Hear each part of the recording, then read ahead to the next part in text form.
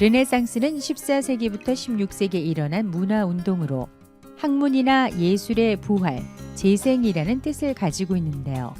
즉, 르네상스는 신 중심의 사상과 봉건 제도로 개인의 창조성을 억압하던 중세에서 벗어나 문화의 절정기였던 고대로 돌아가자는 운동이라고 할 수 있습니다.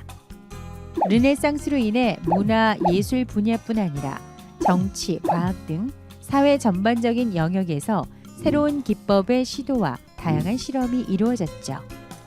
르네상스가 발달함에 따라 인쇄술도 발달하여 많은 사람들이 쉽게 책을 접할 수 있게 되고 이로 인해 지식 또한 확산되었습니다. 또한 르네상스는 이탈리아에서 시작되어 독일, 프랑스, 영국을 포함한 유럽 전역의 정치, 문화 형성에 큰 영향을 끼쳐 서양 문화의 어머니로 비유되기도 합니다. 안녕하세요. 조승현입니다.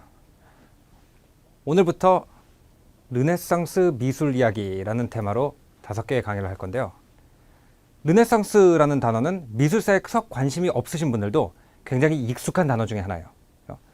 예술가의 이름을 많이 모르시는 분들도 위대한 르네상스 예술가의 이름, 다빈치, 미켈란젤로, 라파엘 같은 이름은 다 들어보셨을 거라고 생각합니다.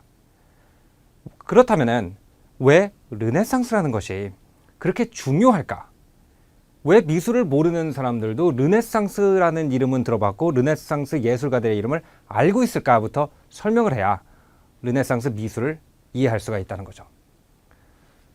르네상스, 지금은 우리가 서구화라는 얘기를 많이 하죠.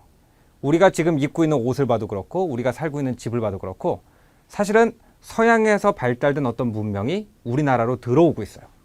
그리고 전 세계 어디를 가도 우리가 서구화된 옷, 또 서구화된 어떤 길들, 자동차 이런 걸 볼 수가 있죠.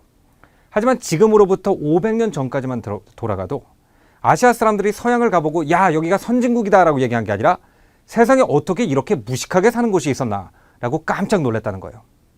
그런데 갑자기 1400년도 후반부터 유럽이 경제적으로, 사회적으로, 문화적으로 어마어마한 도약을 하기 시작하더니 그때부터 세계를 제패하고 오히려 전 세계에 유럽의 문화를 수출하는 나라가 됐다는 거죠.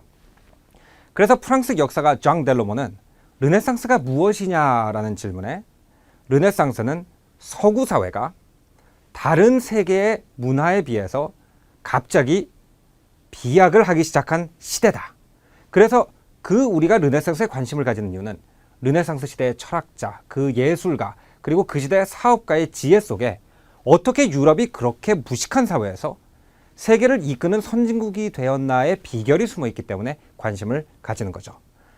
사실상 우리도 서구화가 돼 있는 나라에 살고 있기 때문에 우리가 한국 사람이지만, 그래서 한국의 정체성을 가지고 있지만 또 우리의 음식 문화라든지 주거 문화라든지 우리가 다니는 회사의 어떤 조직 문화라든지 이런 것이 다 서양에서 들어온 부분이 상당히 많기 때문에 르네상스를 이해한다는 것은 꼭 먼 나라에 우리와 관계없는 나라의 얘기를 배우는 것이 아니라 도대체 우리의 삶의 형태의 중요한 부분을 차지하는 이 서구적 삶의 형태가 도대체 어디서 왔냐를 이해하는 것이기 때문에 르네상스를 이해해야 되는 거예요. 그리고 그 르네상스를 이해하는데 가장 중요한 열쇠, 그 르네상스 시대 사람들이 어떻게 생각하고 어떻게 살았나를 이해하는 가장 중요한 열쇠 중에 하나가 그 사람들의 예술 작품을 공부하는 것이죠. 그래서 오늘날까지 역사책에서 다빈치, 미켈란젤로, 라파엘 같은 사람들의 이름이 거론이 되고 여러분이 썩 유럽 역사나 유럽 미술사에 관심이 없더라도 르네상스라는 단어를 들어보신 거죠. 그러면 도대체 르네상스가 뭐냐? 우리가 르네상스라는 단어를 많이 들어봤지만 르네상스가 정확하게 뭐다라고 통쾌하게 설명을 들은 적이 없어요.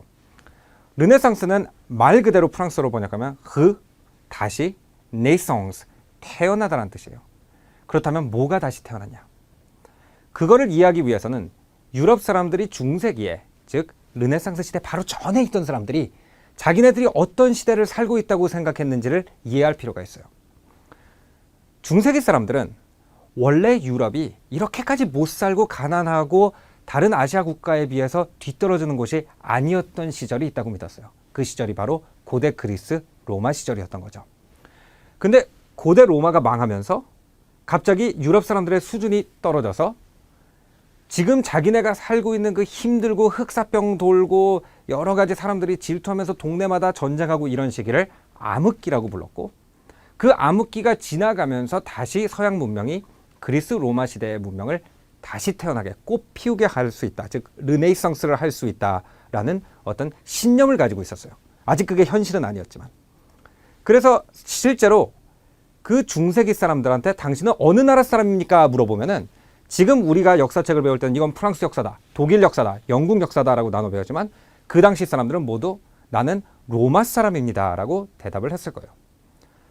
이런 그 습관은 유럽 사람들의 언어 습관에 굉장히 많이 남아 있어요. 우리가 교황님을 폰티프라고 불러요. 폰티프라는 단어는 영어로 폰티프라고 부르는데, 폰티프라는 단어는 원래 로마 대로마 제국의 제사장을 얘기하는 폰티푸스 막시무스라는 단어를 줄인 거예요. 그러니까 교황님이 옛날에 로마 제국의 제사장이 전 유럽의 제사를 담당했듯이 교황님이 아직도 그 역할을 하고 있다라고 믿었던 거죠. 그리고 유럽의 가장 높은 귀족작인 공작이 영어로 듀크인데, 이거는 라틴어로 장군이라는 뜻인 듀크스를 그냥 살짝 변환시킨 거예요. 그러니까 실제로 우리가 역사책에서는 로마 제국이 400년대에 게르만족의 침략을 받으면서 망했다라고 배웠는데, 그건 이제 역사적 사실일 수는 있지만 당시 중세기를 살아가던 유럽 사람들은 절대로 로마가 망했다고 믿지를 않았고, 그 당시 유럽 귀족들은 자기가 듀크스다, 자기는 로마 시대 장군이라고 생각을 했고, 이 로마에 계시는 교황님은 그냥 새로 생긴 자리가 아니라 로마 시대의 제사장 자리를 이어받으신 분이라고 생각을 했다는 거죠. 그래서 서로마에 황제가 없다는 사실을 굉장히 슬퍼했었어요. 그러다가 700년대에 마침내 교황이 프랑크족이라는 로마를 멸망시킨 사실 많은 야만족 추장 중에 한 명인 카를로스라는 사람을, 로마에 황제가 없으니까 당신이 그나마 가장 강력한 부족의 추장이니까 당신이 황제를 해라. 그래서 그 사람한테 신성 로마 제국의 황제라는 칭호를 줬죠. 그래서 실제로 실제로 그 당시 중세기 서유럽 사람들은 자기가 영국 사람이라고 생각한 게 아니라 이 신성 로마 제국 황제를 위해서 봉사하는 로마의 시민이라고 믿었다는 거예요. 그렇기 때문에 옛날 로마 제국의 어떤 그 영광을 되찾아야 된다는 생각은 갑자기 우리가 공부한 그 르네상스 시대, 그 15세기에 갑자기 태어난 것이 아니라 중세기 내내 있었어요.